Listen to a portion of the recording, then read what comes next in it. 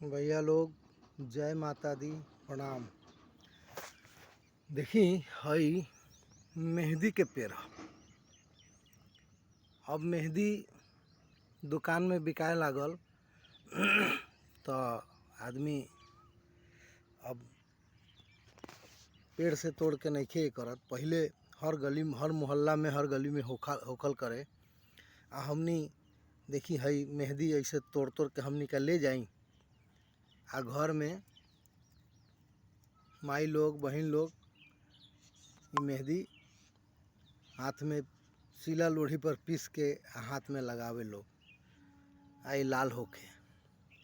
अब तो ये सब दुकान में बिकाए लागल तो अब लोग नइखे खरीदत। कि हम बचपन में हमनी का देखले बानी। हमनी के उम्र के जे लोग होई वो अपना घर में जरूर तोड़ के ला के देले होई। तो बनल रही अपना भाई अरविंद बिहारी के साथ।